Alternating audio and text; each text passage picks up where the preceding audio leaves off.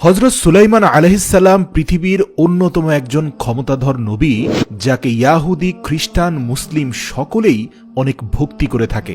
কেননা আল্লাহ রাব্বুল আলামিন জান্নাত থেকে এক অলৌকিক আংটি হযরত সুলাইমান আলাইহিসসালামকে পাঠিয়েছিলেন এবং মহান রব্বুল আলামিনের হুকুমে এই আংটির দ্বারা হযরত সুলাইমান আলাইহিসসালাম পৃথিবীর সকল জিন, মানব, দানব, এমনকি বাতাসের উপরেও নিজের প্রভাব বিস্তার করতেন। হযরত সুলাইমান আলাইহিসসালামের বাবা হযরত দাউদ আলাইহিসসালাম ছিলেন পুরো পৃথিবীর সম্রাট। ওনার ইন্তেকালের পর হযরত সুলাইমান আলাইহিসসালামকে শাসন কার্যের দায়ভার দেয়া হয়। রেওয়ায়েতে এসেছে হযরত সুলাইমান আলাইহিসসালামের শক্তিশালী আংটির মাধ্যমে তিনি সমস্ত জিন, পশু পাখি চোখের পলকের মধ্যে নিজের কাছে হাজির করতে পারতেন। যেহেতু এই আংটি জান্নাত থেকে এসেছিল, সেজন্য যখনই সুলাইমান আলাইহিসসালামকে গোসল করার কিংবা বাথরুমের মতো জায়গায় যেতে হতো, তখনই তিনি এটিকে সঙ্গে নিয়ে যেতেন না। আর এ সময় তিনি এই আংটিটা খুলে তার নিজের এক দাসীর কাছে জমা রাখতেন। কিছু কিছু রেওয়ায়েতে এসেছে আল্লাহ রাব্বুল আলামিন হযরত সুলাইমান আলাইহিসসালামকে একবার পরীক্ষার মধ্যে ফেলতে চাইলেন। আর সে পরীক্ষাটি ছিল কিছুটা এমন, যখন একবার হযরত সুলাইমান আলাইহিসসালাম গোসল করার জন্য নিজের আংটি খুলে তার সেই দাসীর হাতে রেখে দিয়ে গোসলখানায় প্রবেশ করলেন, তখন তার পেছনে শয়তান তারই রূপ এবং অবয়ব ধারণ করে সেই চাকরানির কাছ থেকে আংটিটি নিয়ে নিল। যেহেতু হযরত সুলাইমান আলাইহিসসালামের রূপ ধরে শয়তান এসেছিল, সেজন্য সেই দাসী আংটিটিকে খুব সহজেই তাকে দিয়ে দিয়েছিল। কিন্তু এবার যখন হযরত সুলাইমান আলাইহিসসালাম গোসল করে বের হলেন, তখন সেই আংটি চলে যাওয়ার কারণে তার দাসী তাকে চিনতে পর্যন্ত অস্বীকার করল। শুধুমাত্র সেই দাসী অস্বীকার করল না, বরং যত মানুষজন তার সাম্রাজ্যে ছিল সবাই সুলাইমান আলাইহিসসালামকে অস্বীকার করল। কেননা সেই আংটি চলে যাওয়ার পর হযরত সুলাইমান আলাইহিসসালামের সবকিছু শেষ হয়ে গিয়েছিল এবং সেই শয়তান আংটিটি হাতের মধ্যে পড়ে সুলাইমান আলাইহিসসালামের সাম্রাজ্য দখল করে নিল। অতঃপর সুলাইমান আলাইহিসসালাম সাম্রাজ্য হারিয়ে সেই আংটি খোঁজার জন্য রাস্তায় রাস্তায় ঘুরতে লাগলেন। যেহেতু তার সাথে আংটি ছিল না, তাই তিনি চাইলেও বাতাস, পাখি, জিন, মানব, দানব কোনো কিছুকে ব্যবহার করতে পারছিলেন না। এমনকি সমুদ্রের মাছকেও তিনি ব্যবহার করতে পারছিলেন না। তিনি পানিকেও কোনো আদেশ করতে পারছিলেন না। তিনি সাধারণ মানুষের মতো এদিক সেদিক দৌড়াদৌড়ি করে সেই আংটি খুঁজতে থাকলেন। কিন্তু এদিকে সুলাইমান আলাইহিসসালামের রূপ নিয়ে শয়তান তার সিংহাসনে বসে শাসন কার্য চালাতে শুরু করেছিল ঠিকই, কিন্তু এক সপ্তাহ যেতে না যেতে মহলের মধ্যে উপস্থিত থাকা সকল মানুষজন খুব তাড়াতাড়ি বুঝে গেল যে সিংহাসনে হযরত সুলাইমান আলাইহিসসালাম বসে নেই। কেননা হযরত সুলাইমান আলাইহিসসালামের দ্বারা স্বপ্নেও এমন কাজ করা সম্ভব না যা গত এক সপ্তাহে শয়তান পরিচালনা করছিল। সে ধরনের কাজ সুলাইমান আলাইহিসসালাম কখনো কল্পনাও করেননি। তো এমন অবস্থায় সুলাইমান আলাইহিসসালামের সিংহাসনের আশপাশে থাকা সকল ঈমানদার ব্যক্তিরা তখনকার সময়ে আল্লাহর তরফ থেকে নাজিলকৃত একমাত্র তাওরাতের কিতাব পাঠ করতে শুরু করল। আর সকলেই যখন ওযু করে তাওরাত তেলাওয়াত করতে শুরু করলো, তখন শয়তান আর সেখানে একদমই টিকতে পারল না। সে সেখান থেকে সঙ্গে সঙ্গে পালিয়ে গেল। কিন্তু দুর্ভাগ্যবশত শয়তান যাওয়ার সময় এই আংটি নিয়ে পালিয়ে গেল এবং সে যেহেতু আংটিটি নিজের কাছে ধারণ করতে পারছিল না, তাই নদীতে ফেলে দিল।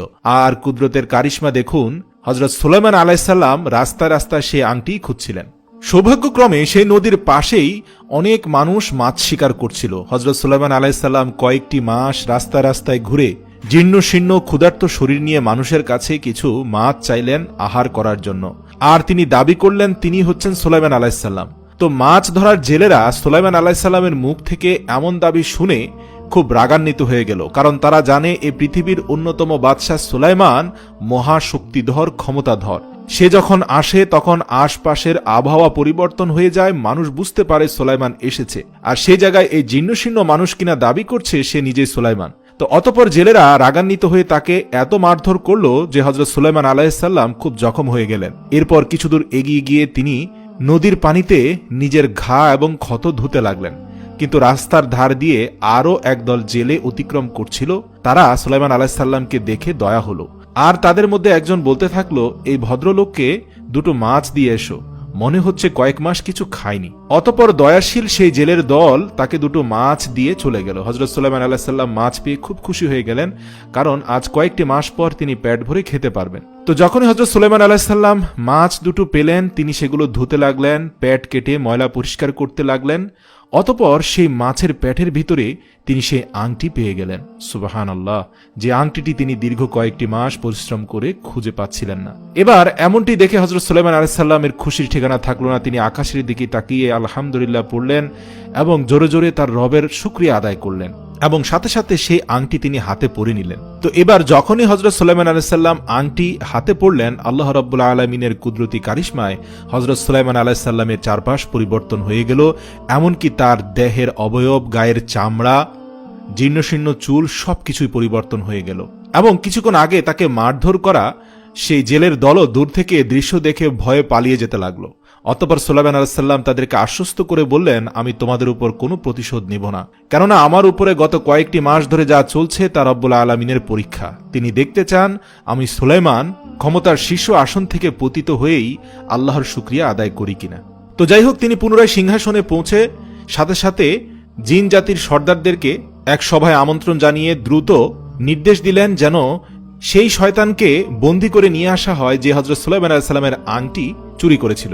তো যাই হোক, সকল জিন একদিনের মধ্যে সেই শয়তানকে ধরে বন্দী করে হযরত সুলাইমান আলাইহিস সালামের সামনে এসে ফেলল। অতঃপর হযরত সুলাইমান আলাইহিস সালাম একটি সিন্দুকের মধ্যে বন্দী করে সমুদ্রের মধ্যখানে তাকে ফেলে দিলেন। প্রিয় দর্শক, এই ঘটনাগুলো কোনো হাদিস থেকে নেওয়া নয়, এগুলো আহলে কিতাব থেকে নেওয়া। তবে অনেক আলেমগণ এগুলোকে সত্য বলে দাবি করেছেন, কেউ কেউ মন গড়া কাহিনীও বলেছেন। পরিপূর্ণ সত্যি আল্লাহ তাআলাই ভালো জানেন। তবে এই কথার মধ্যে কোনো সন্দেহ নেই যে হযরত সুলাইমান আলাইহিস সালামের একটি আংটি ছিল যেটা মহান রব্বুল আলামিন জান্নাত থেকে তাকে পাঠিয়েছিলেন। এমনকি বর্তমান ইয়াহুদি ধর্ম অবলম্বীরা এই আংটিটিকে পৃথিবীর সবচেয়ে মূল্যবান আংটি বলে থাকে। এমনকি তারা তাদের বর্তমান দখলকৃত ইসরায়েলের পতাকাতেও সেই আংটির চিহ্নটি রেখে দিয়েছে।